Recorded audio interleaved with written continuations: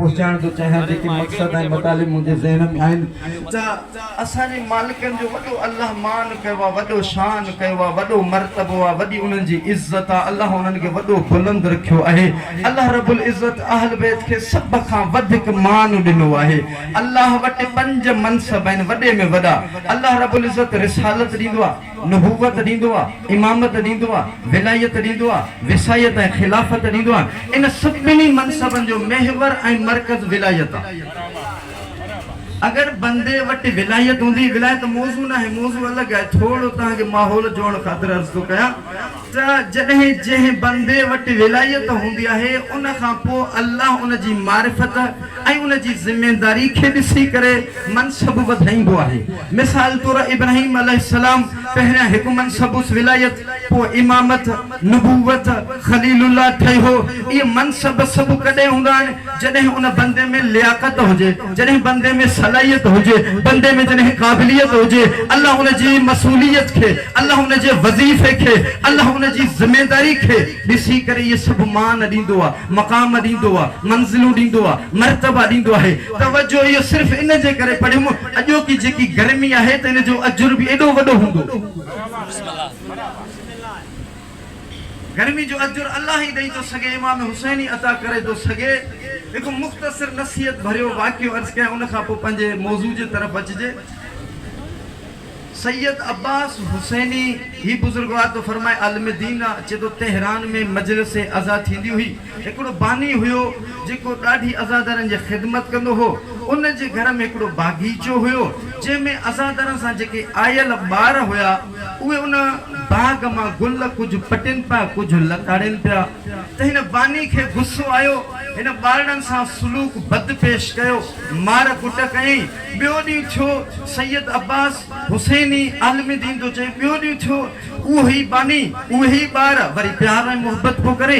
ॾिसी करे मां सवाल कयोमांसि, कल्ह मासूमनि खे तूं मारियो, अॼु तूं मासूमनि खे तूं प्यार थो करे, वजह छा? आवाज़ अचे थो न आख़िरी मोमेंट ताईं, अॼु इहा छा वजह आहे? ही बानी तो चवे जीअं मां हिननि मासूमनि खे कल्ह मारियुमि, राति थी ख़्वाब में ॾिठुमि आका मौला हुसैन मूं ॾे आयो, चई त हे जेके मासूम तुंहिंजे बाग मां चंद गुल पटिया अथऊं, छा करबला जे गुलनि खां वधीक हुया? करबला में जेके मां गुल अल्लाह जी राह में कुर्बान कया, एॾा वॾा अज़ीम गुल हुया। ही मासूम उन गुलनि जे करे ईंदा आहिनि, कॾहिं हिन ते हथ न खणंदा कयो। चवण जो मतिलब त कोशिश कंदा कयो मासूम ॿार हिन प्रोग्रामनि में वठी ईंदा कयो। छो जो आका मौला जी मजलिस जेकी आहे इन में सभ खां पहिरियां अल्लाह जी वहदानियत, अल्लाह जो कलाम, क़ुरान पाक, अंबिया, अल्लाह जी हमद ऐं सना, अंबिया जी इस्मत, अहल बैत जी तारीफ़ ऐं हक़ाइक़ पेश कया वेंदा आहिनि। वहदत और उख़वत खे बयान कयो वेंदो आहे, आले मोहम्मद जी हक़ीक़त बयान कई वेंदी आहे, बातिल ऐं हक़ खे बयान कयो वेंदो आहे, पहचान कराई वेंदी आहे त बाबा सही दीन ते इंसान कीअं हले, कीअं अमल करे, कहिड़ो तरीक़ेकार अपने दीन शरई शाहे, अहकाम शरई शाहे, अकायद शाहे, फिक़्ह शाहे। इंसान के जरूरत आहे दीन जी। अल्लाह हेॾो दीन मोकिलियो, किताब मोकिलिया, अंबिया मोकिलिया, आइमा मोकिलिया। इंसान जे पैदा थियण खां पहिरियां इंसान जी सूरत में अल्लाह हादी आदम खे बनायो, इंसान ख़त्म थी वेंदो, पोइ बि महदी बाक़ी रहंदो। अल्लाह एॾो वॾो निज़ाम ठाहियो आहे, छाजे करे? सिर्फ़ वजह इहा आहे त अल्लाह जी मख़लूक अल्लाह जी सिधी वाट ते रहे।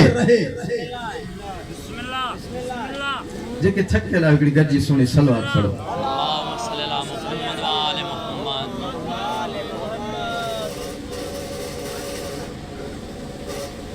इमाम हुसैन अलैहिस्सलाम जिन जी बारगाह में हिकु ज़वार आयो, अचण खां पोइ ख़ादिमनि उन जो हुलियो ॾिसी, हालत ॾिसी करे हिन ज़वार हुसैन खे ॿाहिरि कढियो।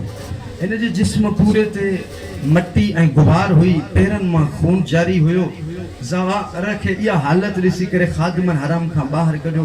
उहो ज़वार ॾाढी मारिफत वारो निकिरंदे निकिरंदे चई त हे मौला आका हुसैन, मां जॾहिं ॻोठ में मुंहिंजे बचड़े खे फालिज थी, मां हर तरफ़ ॾिठुमि, कोई साहरो नज़र न आयो। उन जे करे तोड़े ढुड़ी पहुतुमि ताकि मौला मुंहिंजी मूं ते महिरबानी करे मुंहिंजे बचड़े खे शिफ़ा ॾे। लेकिन मौला अॼु त ख़बर पई त हे ॿिए कंहिंजो घर आहे, छो जो मूंखे कढी छॾियो अथऊं, मां त तव्हांजो घर सम्झी आयो।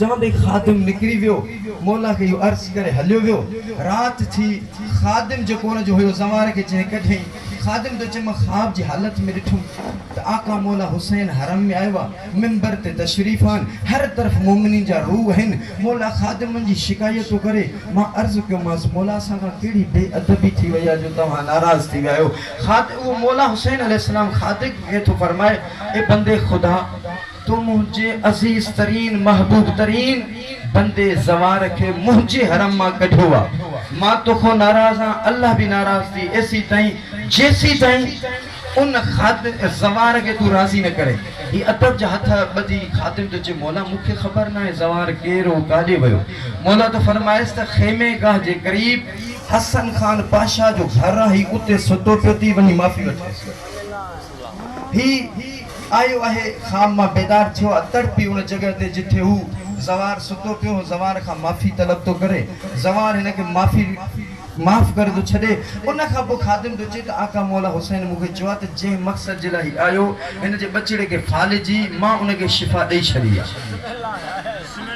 चवण जो मतलब त असा जेको कुछ कंदा हूं मौला जी निगाह करम हुंदी आ असा ते मालिकन जो सायो हुंदो आ इमाम महदी अलैहि सलाम दा फरमाइन अगर शिया ने अली ते असा जो सायो न हुजे त दुश्मन इनके कदोक खत्म करे छड़े इमाम ज़माना अलैहि सलाम ने एक मशहूर फरमान है मौला तो फरमाए जने का मुसीबत अचे वो मुश्किल में जो 3 मरतबा या साहिब ज़मान अदरकनी करे सदु कयो मां मदद जलाईंदो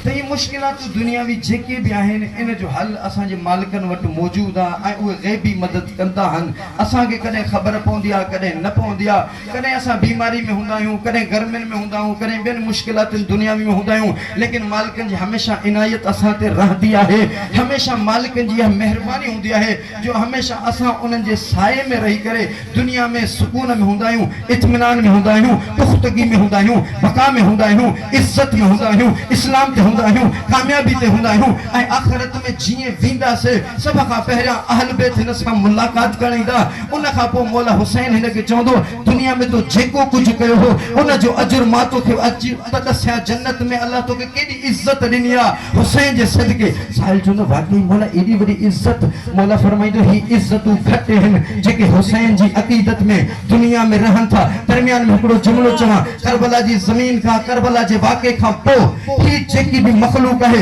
इन मखलूक के दरमियान में सिर्फ ब नजरिया वजूद में आया या हुसैनी या यजीदी इन को अलावा के दिसो ही न को जे बाबा फुला फिरको जे बाबा को भी फिरको कोन है करबला को पो सिर्फ ब नजरिया या हुसैनिया या यजीदिया जे करे हुसैन हुसैन करे तो रहमतुल्लाह है जे करे यजीद यजीद करे तो समझो लानतुल्लाह है बिस्मिल्लाह बिस्मिल्लाह बिस्मिल्लाह ये थोड़ो थोड़ो बटे गाला तो काफी है ताकि पढ़ी सको इमाम हुसैन अलैहि सलाम जी ज़ियारत जो तमाम घणो सवाब आहे इमाम सादिक अलैहि सलाम दा फरमाइन को ज़वार जने इमाम हुसैन अलैहि सलाम जी ज़ियारत जे लाए घर का निकरंदो है घर का आज़म थींदो है तो अल्लाह रब्बुल इज्जत ही हदीयत और रवायत तो पड़ा सबन को थोड़ो तवज्जो तलब तो क्या इनायत कजो हिन का पो हिकड़ी दी रवायत फजाइल जी मसाइब जे तरफ इंदम गर्मी जी शिद्दत है तहां भी थके लायो तहां ने भी हो कोने खुदा गवाह है थोड़ो तवज्जो दिनो तो तहां जे मिजाज में बेहतरी दी तहां जी दिलन में मुनव्वर तहां जी नूरानियत इंदी ए हकीकत पूछो तो मुझे मुताबिक मुझे तो मेराज थी है अगर तहां जो साथ रहो तो इमाम हुसैन दे सदके मेराज कंदो चमता एडो वडो मान ज़वार हुसैन जो इमाम सादिक ता फरमान जदे को ज़ाहिर हुसैन पंजे घर का इरादो करे निकरंदो अल्लाह 4000 फरिश्ता उन जी हिफाजत जे लाए मामूर कंदो है ही जदे निकरी अची करे हुसैन जे हरम में पहुंचंदो ही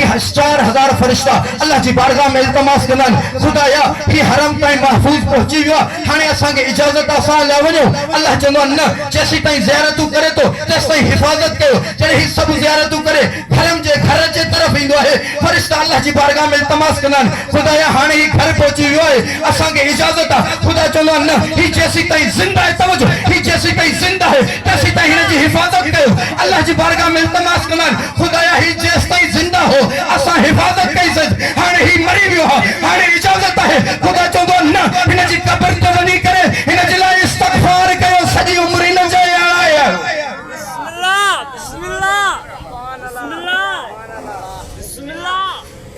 गरजी करे नारे हैदरी, गरीब एक मर्तबा नारे हैदरी।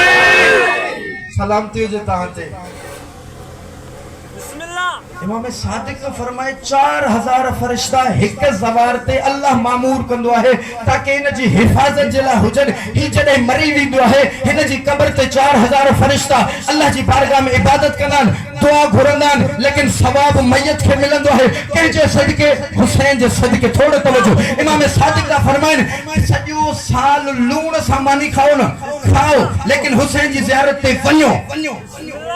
सॼो साल लूण सां मानी खाओ। इमाम सादिक को फरमाए कोई भी इमाम हुसैन जी ज़ियारत ते वञो, मौला एॾो को अजर आहे, छा एॾो को फ़ाइदो आहे, छा एॾो वॾो सवाब आहे। मौला तो फरमाए तो ते तहज्जुब आहे, तू तवज्जो त दे हुसैन जी मज़ार ते, हुसैन जी कब्र ते, हुसैन जे शहर ते। मौला हुसैन जो अल्लाह एॾो वॾो मान कयो आहे, एॾो वॾो शान कयो आहे, एॾो वॾो मर्तबो आहे। हुसैन जेको चाहे अल्लाह जे हुकुम सां, अल्लाह जी इज़्ज़त सां, अल्लाह जी इजाज़त सां सब कुछ करे तो सके। सरज़मीन करबला में अगर को हिक रात रहे, ॿिए शहर में हिकु साल इबादत करे, कोई भी सरज़मीन करबला में हिक रात रहणु अफ़ज़ल आहे।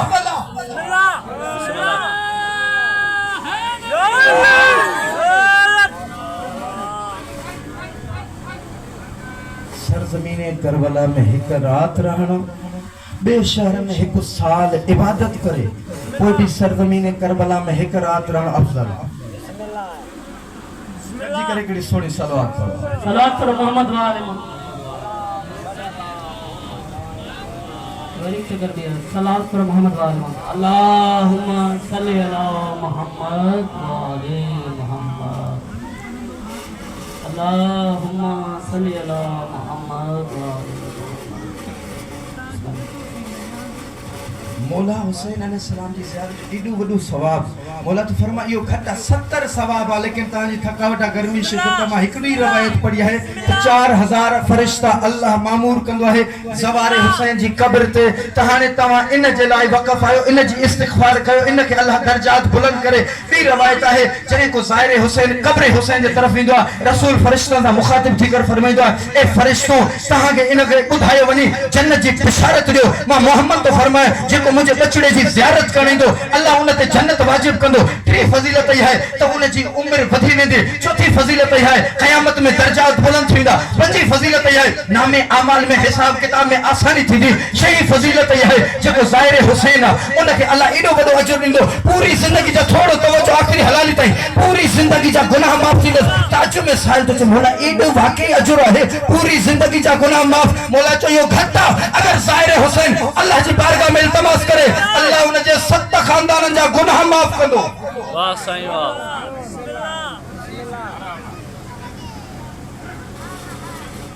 एॾो वॾो अजर आहे। मौला फरमाया हा अगर को ज़ाइरे हुसैन ज़ियारत हुसैन ते वने, अमीरुल मोमिनीन इमामुल मुत्तक़ीन अलैहिस्सलाम दा फरमाइन जॾहिं को बंदो नेक तमन्नाऊं खणी करे हुसैन जे हरम में ईंदो आहे त मां अमीरुल मोमिनीन ज़ामिन थींदो आहियां ते जेकी तमन्नाऊं खणी आयो आहे सभु तमन्नाऊं अली पूरियूं कंदुसि। सब तमन्नाउनि जो मां अली इब्न अबी तालिब ज़ामिन आहे। यानी ज़ाइरे हुसैन जो अल्लाह एॾो वॾो मक़ाम कयो आहे। जाफर शुस्तरी तो चवे जॾहिं तव्हां मजलिस हुसैन में वञो न त तव्हांजे मिजाज में इहो हुजे त असां हरम में हुसैन में विया आहियूं।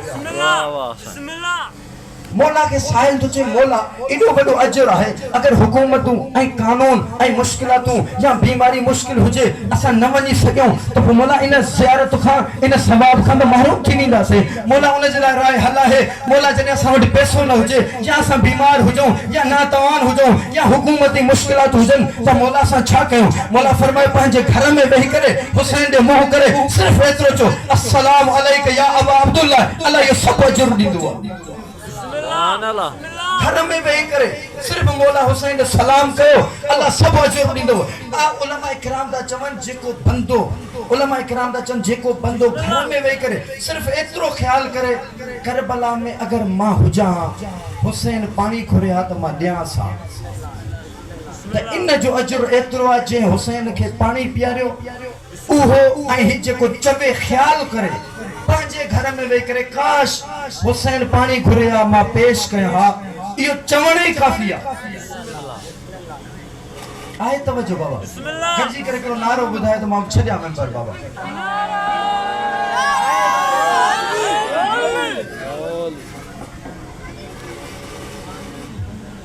अल्लाह रब्बुल इज़्ज़त अहल बेइज्जत के इंसान के घणो कुछ अता कंदो आहे। दुनियावी थोड़ी तकलीफ़ूं थोड़ी मुश्किलातूं लेकिन ये गुज़री वेंदियूं। आख़िरी जेकी ज़िंदगी आहे हमेशा रहणो आहे। उन में इंसान सुरखुर हुजे, उन में इज़्ज़त हुजे, उन में बका हुजे, उन में कामयाबी हुजे। चवंदा जन्नत में त सभु को वेंदो लेकिन जन्नत में भी तबकान। तव्हां उन जन्नत में वञो जिथे हुसैन मिलेव न, जन्नत में भी तबकान। तव्हां उन जन्नत में वञो न जिथे रसूल हुजे। आया इन जे लाइ को राय हल रिवायत में आयो आहे त इंसान कहिड़ो रसूल सां गॾु हूंदो, कहिड़ो रसूल खां जन्नत में परे हूंदो, जन्नत जे इन सभिनी तबकनि में कहिड़ो किथे हूंदो त मुस्तफ़ा जो आवाज़ ईंदो, ए बंदे खुदा अगर को चाहे थो त उहो बंदो जेको रसूल सां कठे जन्नत में रहे उन जे लाइ या रसूल अल्लाह को अमल आहे। आहे तवजो ॿुधण चाहियो था बाबा? गजी करे हिकिड़ो नारो ॿुधायो, नारे हैदरी। सलामती हुजे तव्हां ते, अल्लाह तव्हांखे आबाद करे। हिकिड़ो साहिल साहबी रसूल जी बारगाह अक़दस में अदब सां आयो आहे। इल्तमास तो करे, या रसूल अल्लाह मां तव्हां सां कठे थी करे नमाज पढ़ंदो आहियां, तव्हांजी सुन्नत ते हलंदो आहे, थोरो तवजो मूंॾे हुजे।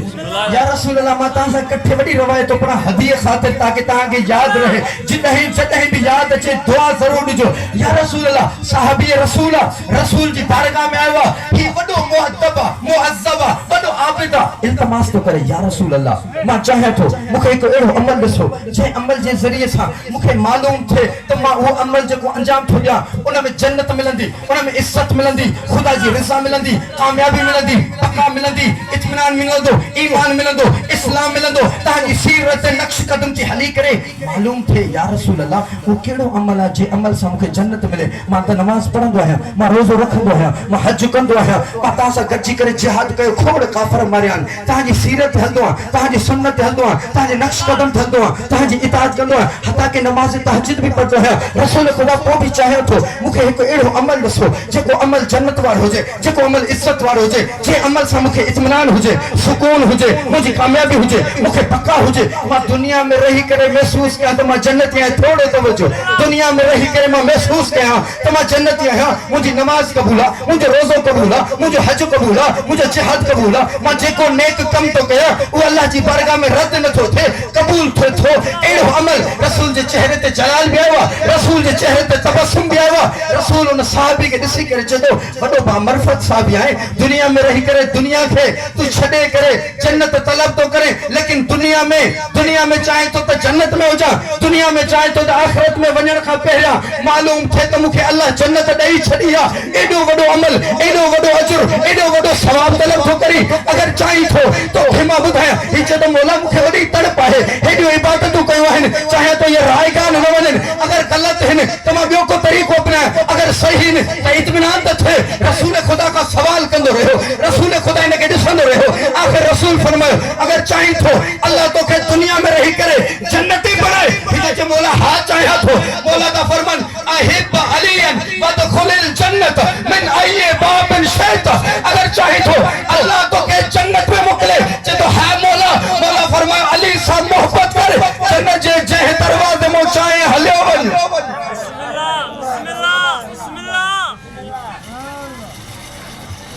अली सां मोहब्बत कर, अहिब अलियन वदखुलिल जन्नत मिन अय्यि बाबिन शैत। अली सां मोहब्बत कर, जन्नत जे जंहिं दरवाज़े मां चाहे हलियो वञ। बिस्मिल्लाह बिस्मिल्लाह। इहो अख्तियार रसूल दे थो साहबी रसूल खे, कंहिंजे सदके, अली जी मोहब्बत जे सदके। बस अज़ीज़ो, हयाती रही वरी तव्हांजी ख़िदमत में पेश थियणो पवंदो। बस सैयद ज़ादियूं जंहिंजी क़िस्मत वॾी अनोखी आहे। हिक जो नालो फातिमा बिन्त मोहम्मद आहे।